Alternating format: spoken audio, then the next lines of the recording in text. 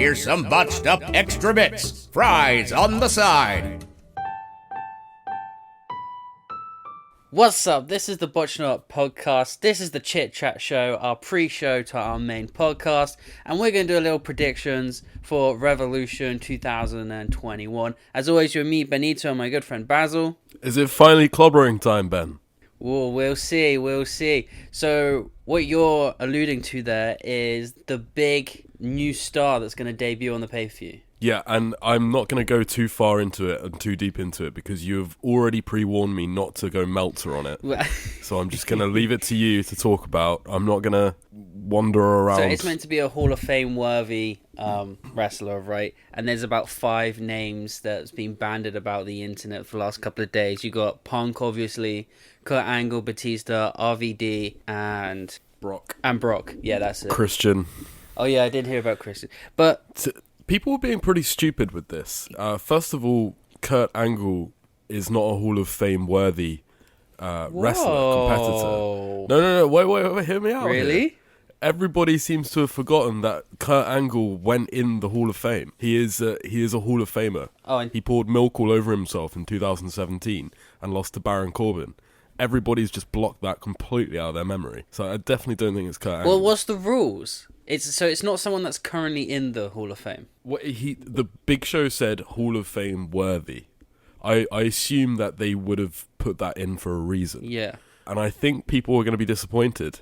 Like, obviously, you've got the upper tier, Brock Lesnar, CM Punk. CM Punk's name is bandied around every single time this happens. I'm sure he loves the attention. Lose my mind if it was CM Punk, but I highly doubt it. People have been saying John Cena? John Cena just appeared on their WrestleMania's Hollywood advert, so he's definitely not going anywhere. Brock Lesnar is too much money. I don't know, AEW. dude. Tony Khan has not been scared to throw the big bucks around. But we talked about this before, though. Who the fuck is Lesnar going to face? There is no one big enough for Lesnar. If he only has, 3 matches a year, they could... Anyway, the point is... Sorry, I've already started doing it. I just want to talk about it, all right? Anyway, so the point is, I think the internet has blown this up hugely, and I'm hoping AEW is going to pull something out of the bag. Otherwise, it is going to be really underwhelming. Do you want to say your prediction, who you actually think it's going to be? I forgot about the Hall of Fame ceremony. Like you said, we've all forgotten about. I really like the idea of Kurt Angle coming back to have a retirement run, to have a better retirement match. You said the other day RVD, which makes sense as he's a free agent.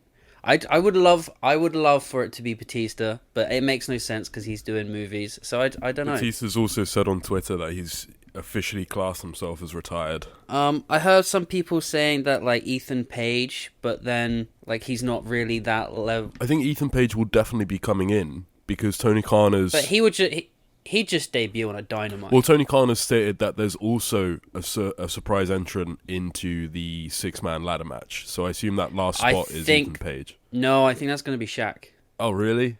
Yeah, I know you haven't watched the the Go Home show, have you? I heard some pretty good stuff about that, but it all adds to my point right now, where I think AEW have done a fantastic job of building this pay-per-view. Because when I look through the card, it kind of looks like a pretty weak card, honestly. It's not got anything particularly blow away for me, pun intended, apart from the Exploding Ring death match and obviously the surprise. But the rest of the card is fairly bog standard collection of matches. But I do think that AEW needs to be careful here because so far they've pulled the punches and delivered what they've promised pretty much every single time. You've got a lot of eyes on this for tomorrow night. A lot of people are going to be, even if not paying, they'll be tuning in. They'll be watching in some form. I think if Rob Van Dam comes out or Christian comes out, I think they'll be in trouble. Because I don't know. Christian would be a good one, I think. People aren't as down on Christian as they are on RVD. But if it's someone like Christian, then they've hyped it up way too much. They've basically put it into people's heads that it's at the level of a Brock Lesnar, at the level of a CM Punk. I love Christian, and I think he's got fantastic... I don't know if they've done that. I think us, the fans, have done that to ourselves. I don't know, Hall of Fame worthy. It's going to shake the wrestling world. I'm really hoping that they've got something unbelievably special planned, and that none of us can have even thought about it. Hopefully. And they're just going to pull it out of the bag. Well, some people have said that this is going elsewhere. This might be going to Japan. This might be Okada or something like that. It would be unfortunate if they'd put all of this build into it and it's a Rob Van Dam or Christian. And let me just say, Rob Van Dam has kind of done this to himself. I don't think he was ever very sensible with how he presented himself as a star. So Rob Van Dam's just seen as like a hacksaw Jim Duggan now, which is a real shame because Rob Van Dam is an innovator and a legend. But it's just that he's got that feeling about him like he'd go work anywhere for money. Like he spends 6 months in Impact. No one considers him special anymore. Yeah, and he's kind of done that to himself, which is a shame. But I do like hope Ken they Shamrock. pull something out. Yeah, Shamrock's the same. They just go to Impact every year or so to milk the cow dry. Yeah, he's a great legend, but there's nothing special about it. There's no fantasy match I want to see him in.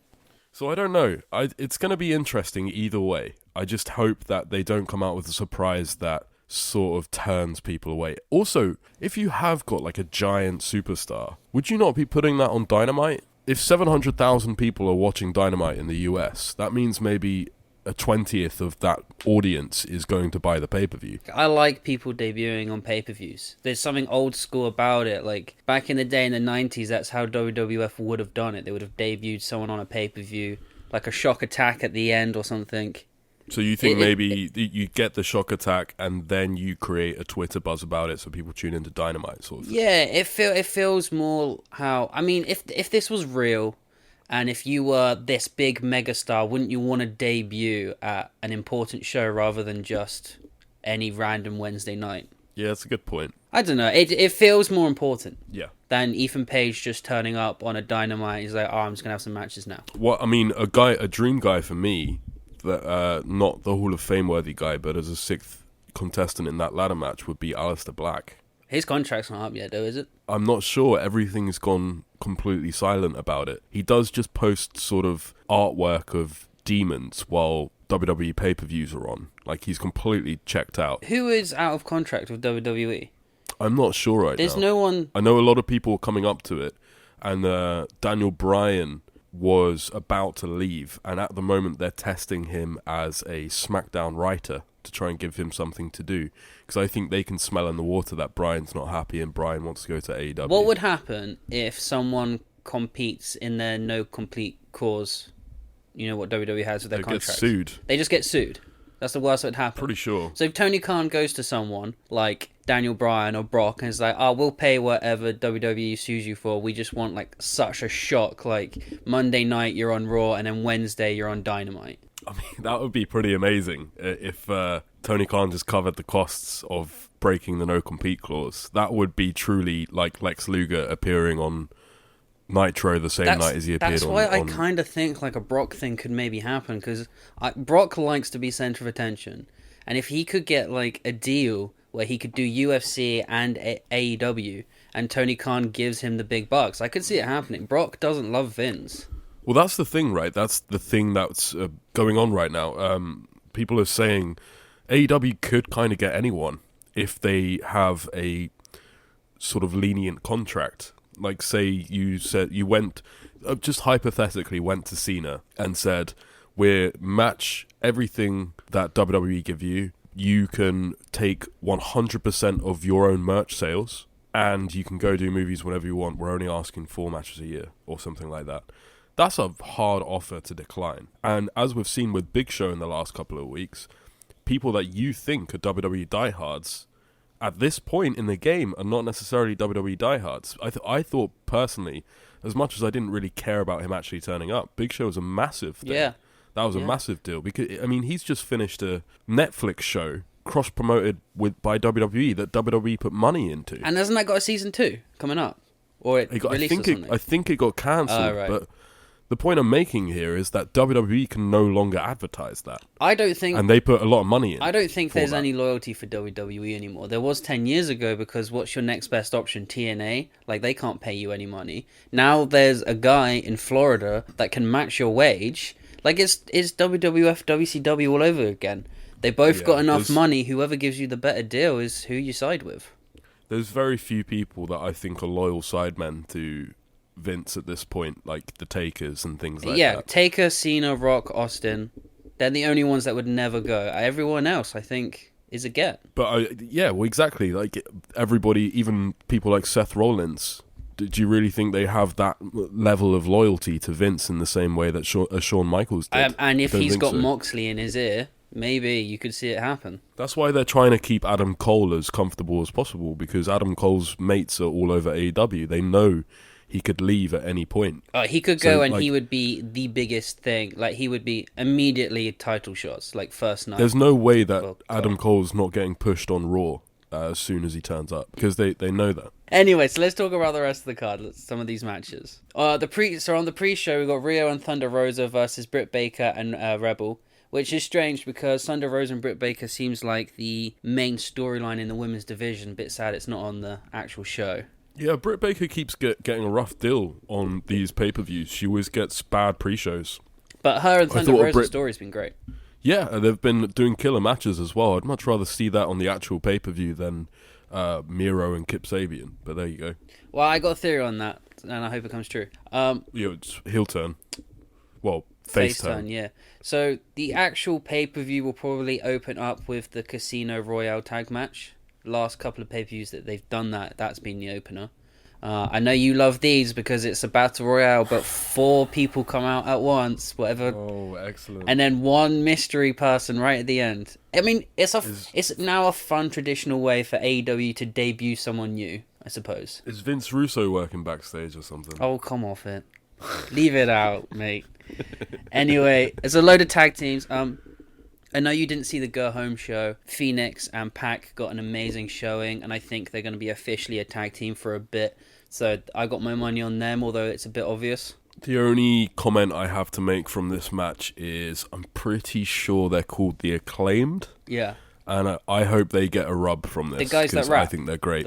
Yeah. Yeah, I like them. I think they're great. I like them a lot. I don't know if they need a title shot yet. Maybe a bit early for that. Well, no, I just hope that they get a rub. They get put into contention at least, Yeah, so that we could see it. They'll jump off a ladder and do some somersaults. You'll love it. Yeah. Let's get on to some matches that I think you'd actually enjoy, maybe. Adam Page versus Matt Hardy, I reckon, is going to be quite early on in the card. So the winner of this gets all of the other person's money for the first half of the year or whatever. I don't...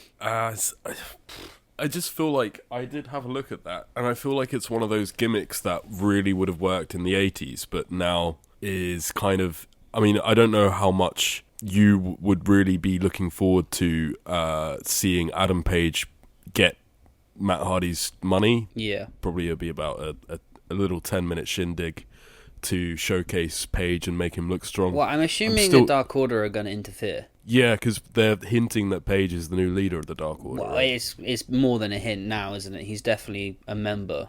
Even if it's not official. It doesn't matter what format Matt Hardy is presenting himself in at the moment. He's kind of got go away heat with me. I don't know. This is the best. Yeah, I mean, maybe it's just because he's still got the stink from the last 2 years on him, and I'm just not being kind to him. But it's not clicking with me either. Literally nothing Matt Hardy has done since he came in has clicked.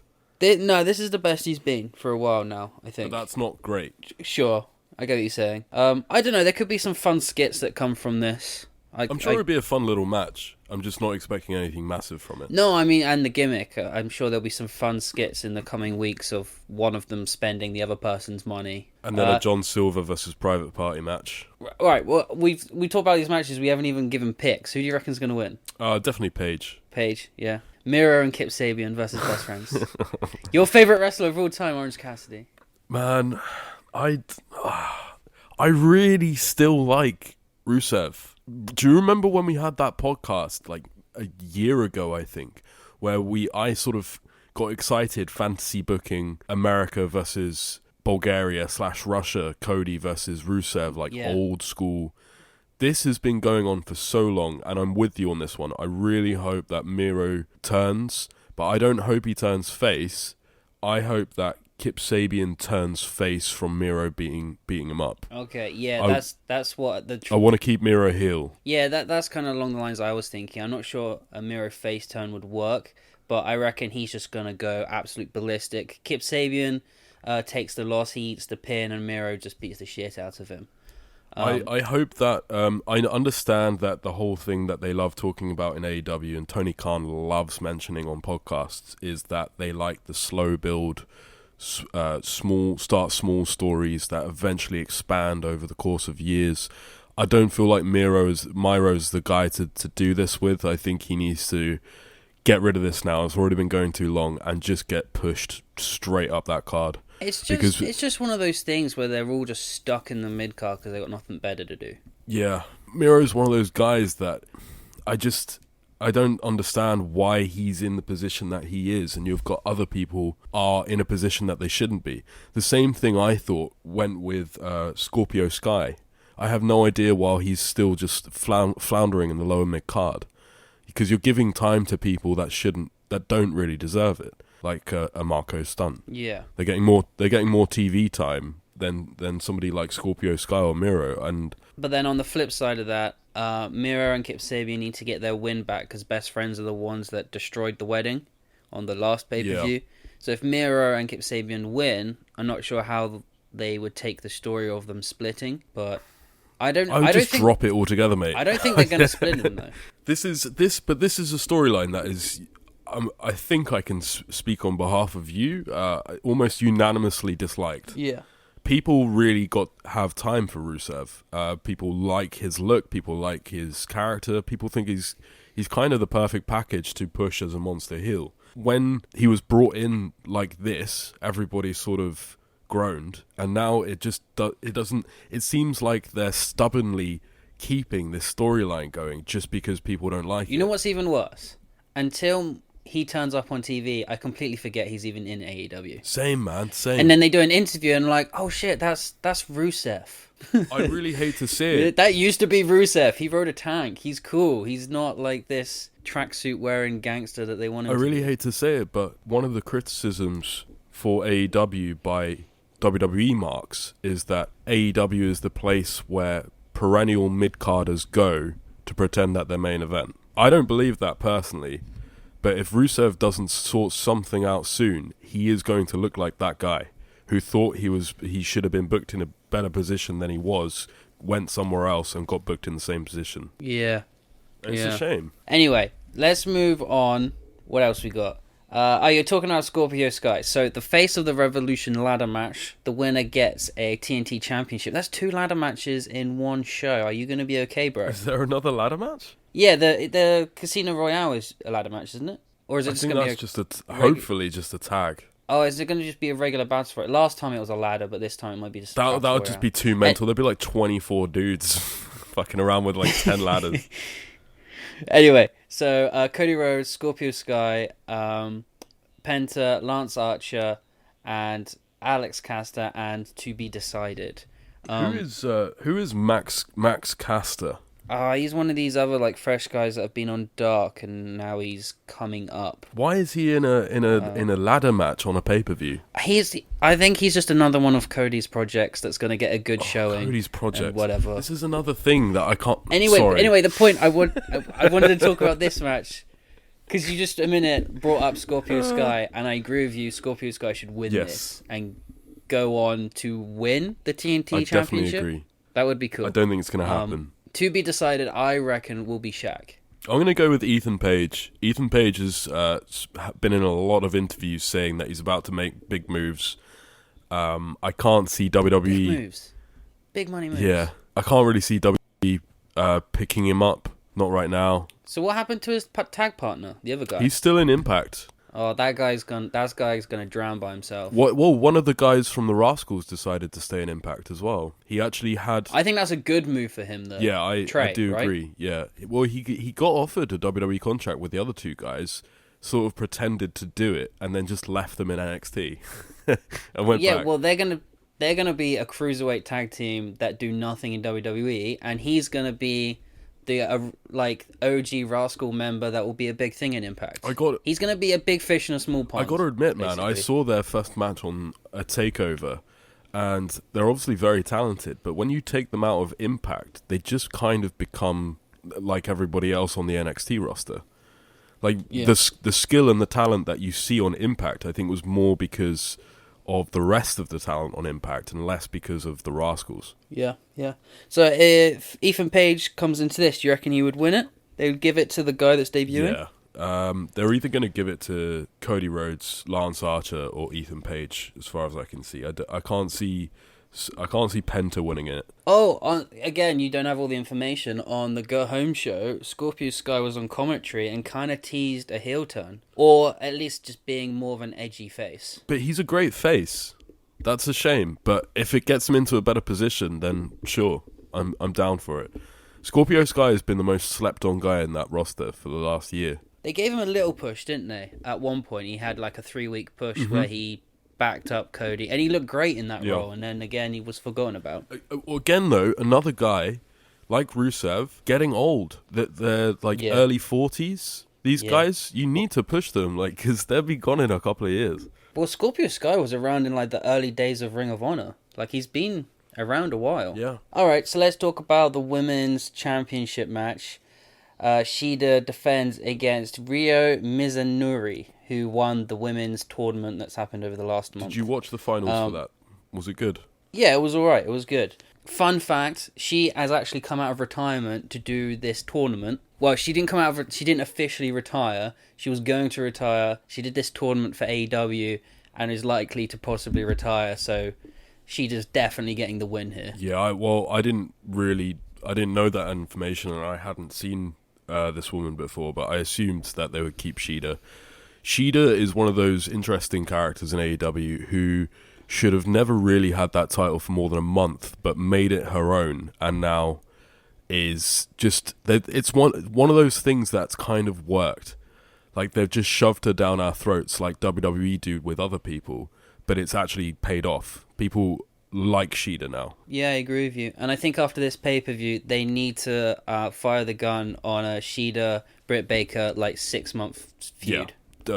Like, let's just go with into it. Double or Nothing. It has to happen. Yeah. Yeah, we're ready for that. Those two, I think, could be fired. And, keep Thunder Rosa around and push her a little bit more as well. Cause I think she's officially signed. She's AEW now. Oh, poor old Billy. We'll see. He might make a comeback. It's fine. Wait, they're doing a new set of tapings. I just don't know who they're doing them with. It's just Nick Aldis facing Nick Aldis. What's the other guy? The guy that did have it when he took over. Oh, Tim Storm. Tim Storm. Yeah, he's still around. You never know. Yeah, just do the same feud again. All right. Oh, I forgot about the street fight. This will probably be much lower on the card. How did you forget about this? This is very interesting to me, this one. Team Taz versus Darby Allin and Sting. I know you love Team Taz, but they've looked like a joke. I got it. No. I love Taz. I agree with you. Oh, okay. I like Sting walks out and they just run away. I like Cage. I don't love Cage, but I think Cage is okay. I like Ricky Starks. The problem with Team Taz is it just feels, as well as the booking that you're talking about, it just feels like you don't know what to do with a couple of guys. You've thrown them together for no reason and then said, oh, it's Taz's team. Brian Cage and Ricky Starks are not two guys that I would ever think are mates, let alone should be hanging around in a tag team together. Yeah. And those are the worst kind of stables, where people just get thrown into things because there's seemingly nothing else for them. Whereas Darby Allin and Sting are almost perfect fit. Definitely, yeah. It's a fantastic fit. Although, one of their promos they did outside a warehouse was strange. I saw that. Was that the one where Sting batted out a window for no reason? Yeah. That one was a bit weird. But I like the stuff with the body bag they've done. That's pretty cool. Sting is obviously going to win So this. what's your opinion on Sting doing a street fight with all of the bells and whistles? Well, is it going to be a street fight with the bells and whistles, or is he just going to wield the bat for a bit? Well, that's what I didn't mean bells and whistles. I meant smoke and mirrors. Right. But, yeah, he's just gonna throw the bat around a bit. I reckon Brian Cage will either throw him on the stage or throw him through a table, and then he'll just be gone for 4 or 5 minutes and come back for the finish. Do you think people are interested in this? I'm just asking objectively. People are all over Sting. So people want to see him back in the ring. I've seen that a lot of people don't.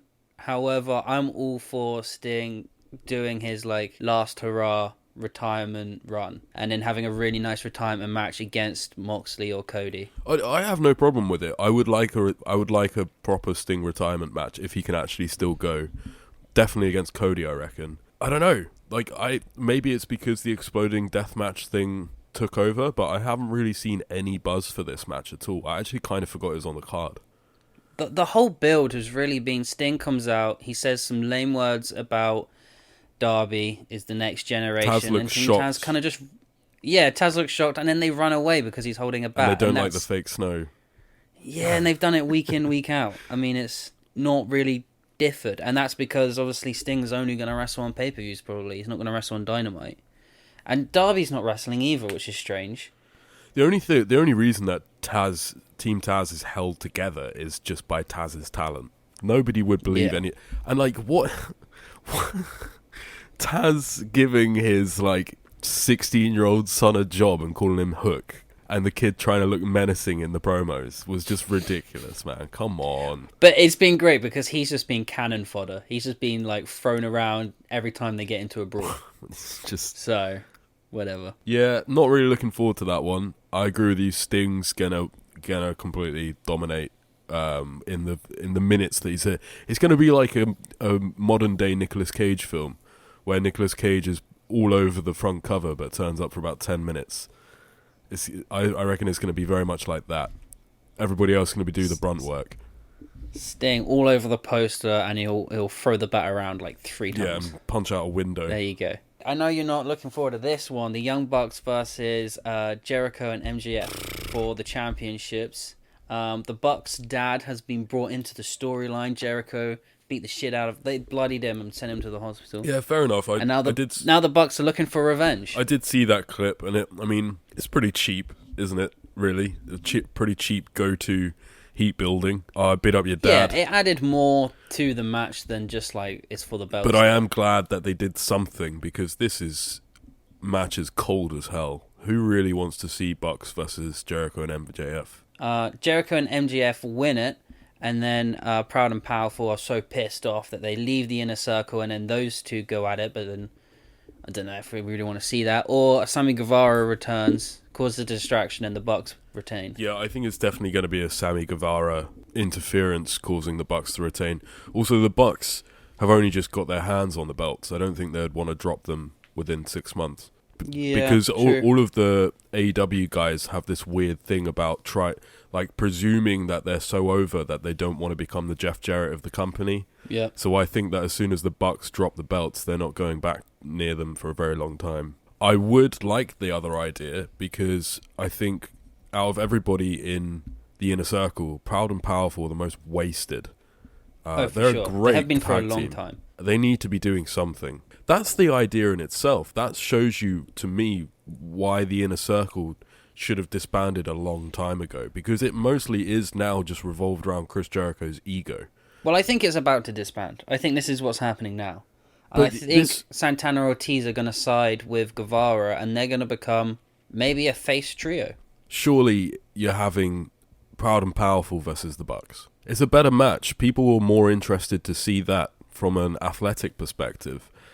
And it makes a natural fit if you want to feud the Bucks with the Inner Circle. That's probably... Yeah, it was strange that they didn't win the Battle Royale to become the contenders or whatever.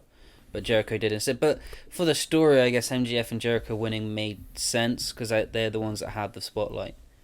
I don't know. It makes sense, but yeah, it doesn't lead to the best match. It's just a bit blah, isn't it? It's a bit mid-card WWE pay-per-view. Yeah. This match. Yeah. Okay, then we get to the main event. This is batshit crazy. I don't know who the fuck apart from Jim Cornette, I don't know who the fuck is not looking forward to this. Exploding barbed wire deathmatch. Are you kidding me?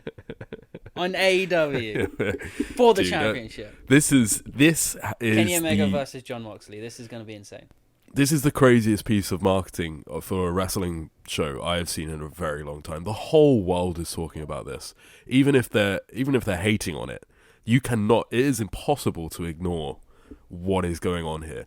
And am I right? This is the first in the West ever?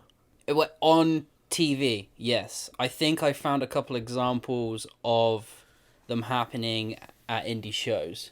I absolutely love the idea that Kenny Omega wanted to do all four sides of the ring as barbed wire, but has been told by health officials and AEW brass that he has to have one of the sides of the rope as normal ring ropes, and he's furious about it. These guys are crazy, man.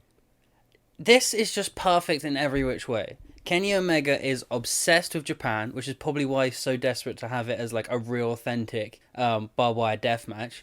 John Moxley is a deathmatch wrestler. It's just perfect. I highly doubt that Renee Young's too impressed. Well, here's my thinking. I think she's going to get what she wants eventually. My pick is Omega to win. John Moxley is going to be murdered. He's going to be off TV for months. Yeah. He's going to go and have his time with his new baby and his wife and that. And he's going to come back looking shredded and beat the shit out of Omega to get the belt back in 6 months' time. That's a really good idea. It gives Moxley time off. It cools off the Kenny Omega-Moxley feud, which has been going on for like a year and a half. And it gives Kenny a chance to have a mini feud with somebody else. And it gives us good reason for Omega to keep the belt for another year without Moxley looking weak. What do you think the actual match is going to look like? I don't know yet. That's what's exciting, though, isn't it? That's how often do you have a feeling like that where you don't have any idea what something is going to look like, and you're really excited to just see how it's done. Do you remember that original excitement you had when WWE talks about Money in the Bank being in head office? Not how it actually ended up, but it's so hard in wrestling these days to create that sort of buzz where everybody's excited to just see what it looks like. The last match they had, the Lights Out match, you watched that, right? Yeah, that was brutal. Was that the one with the mouse traps? I think so. Yeah. And then they had the barbed wire netting, and then they ripped the canvas up and did on the everything on the boards. Like, that match was insane, so this is going to be batshit. And yeah, like the point you're saying, you just can't tell what's going to happen. And with that match that they had before that was just so crazy and innovative, and they did so much shit, like this is going to be off the chain. Also, the only explosions that I've seen in an exploding ring death match are on YouTube in about 240p. Can you imagine how cool this will look in HD? This will look mad. Did you see the one I sent to you of CZW? No, I didn't watch that. There was one in CZW in a better resolution, and it does look brutal. I can only imagine, with two guys that we know very well. The only people complaining about this are just idiots. Jim Cornette went off on it. Of course he did. I don't understand it. Like, anybody can clearly see that this has caused massive buzz for the company, good or bad. Everybody's interested in this. You can't ignore this, even if you're a hardcore WWE mark. There's no way that you're not going into Sunday wanting to see what happens. I think it's a great piece of booking. I mean, if I was to nitpick, I don't think that the Moxley-Omega feud evolved quite enough to get to this level, but who really cares? I don't know. It fits the characters. They're both guys that are like, fuck it, I'm going to put all my eggs in one basket. I do agree with that. I don't want a regular match. I just don't think that they got to the level of intensity with disliking each other to actually want to be in a exploding ring. But that's the thing. I think definitely on Moxley's part, it's not even about dislike. He just wants to fucking murder people. Yeah. You know? It's good for the gimmick, I guess. Yeah. I have enjoyed little Kenny Omega promos I've seen recently. There was one where he's golfing, and he's like, I don't need to train. I'm loving his cocky, top-of-the-world heel champion persona, where he's got a painting of him and Don Callis naked together. Like, I'm loving this Kenny Omega. Where has this Kenny Omega been? Now I'm finally understanding why everybody raved about this guy for so long. He makes more sense as a heel. He definitely does. And I definitely think they're going to keep the belt on him. He's going to keep the run going for like a year. But we'll see what happens. It's also a really clever little bit of booking for AEW, because we've just come off of a very tame Elimination Chamber, and we're halfway to a pretty boring-looking WrestleMania. So to put an exploding death match in between those two things really sets yourself apart from the competition. And on US TV, this is probably the only type of death match you could get away with. I don't think they could have a nail or a glass death match. They Yeah. could maybe have a fire death match because that's basically an inferno. I don't know, but man. like- This is your fucking forte. It's like when people start talking about metal and there's sludgecore and screamo, and you've gone into strange worlds of death matches for many years. The thing is, I have a love-hate relationship with death matches. You know, so I mean, I hate. I'm really squeamish. I can't watch I any hate the TV light show tubes. about. Yeah, The light tubes really mess me up. Anyway, so who's your pick? Oh yeah, I got a mega. This feeds us into nicely this week's podcast. We're going to do a deep dive of the exploding barbed wire C4 death matches, and then next week we're just going to go play-by-play results of Revolution. We got some good stuff coming up. So it's going to be a fun couple of weeks. I can tell you're excited for this deathmatch podcast. I'll drag myself through it, I guess. Wow, Jesus. Way to I'm sell psyched it. for it. Hey, Hype man, it I'm up. psyched. Nah, man, I'm Jeez. psyched for it. You've actually made me find one of my new favorite wrestlers. Atushi Anita is badass. And more about him on the podcast. Keep it botched up. Brother! Like, share, and subscribe to keep it botched up, brother.